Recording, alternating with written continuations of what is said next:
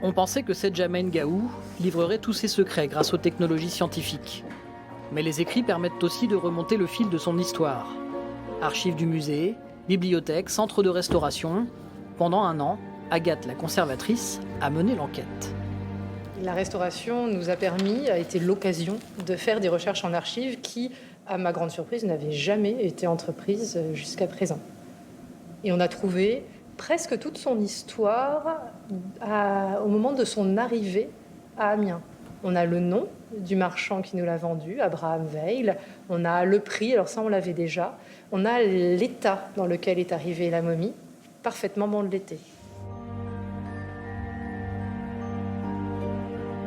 Et pour nous, ça a été une révolution de lire ça.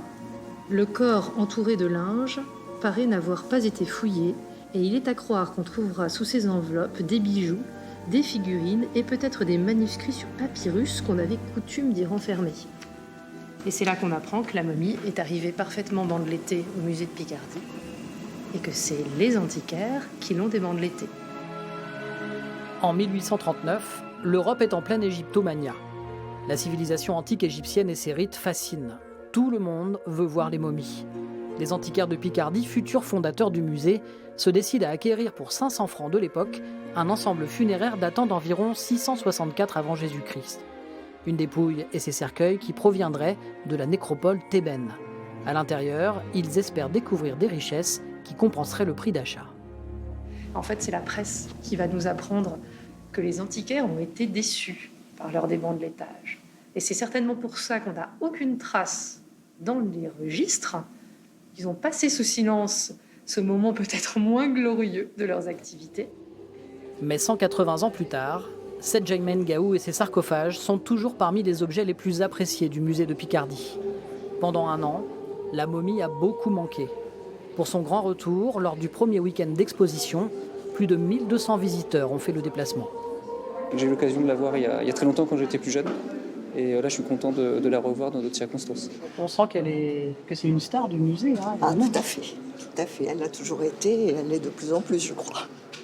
On était contente de venir voir un petit peu, puis on l'avait connue avant. Elle était là dans son petit coin, dans la vitrine, on la voyait beaucoup moins bien.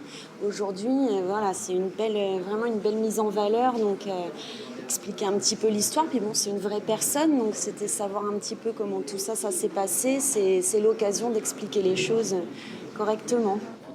Sarcophages et momies sont désormais présentés en étage dans une toute nouvelle vitrine. Quant à l'aventure vécue par Sedjamen Gaou pendant un an, déplacements, restauration et analyses scientifiques approfondies, tout est accessible au public. Dans les grandes lignes, on a appris que pour ce qui est de la dame Sedjamen Gaou, on comprend que la dame mesurait plutôt 1,60 m quand la momie mesure 1,74 m.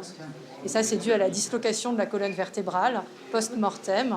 On a aussi appris qu'elle avait des caries soignées, une molaire perdue, mais tombée de son vivant. Hein. Mais tout ça bien soigné, pas de traces d'infection particulière. Et puis des dents tellement droites qu'on se demande si finalement elle ne s'est pas fait limer les dents pour des raisons esthétiques.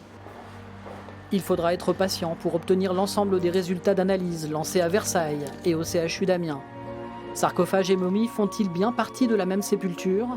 Certains mystères risquent de ne jamais être complètement résolus. De quoi rendre Sedjamen Gaou encore plus fascinante.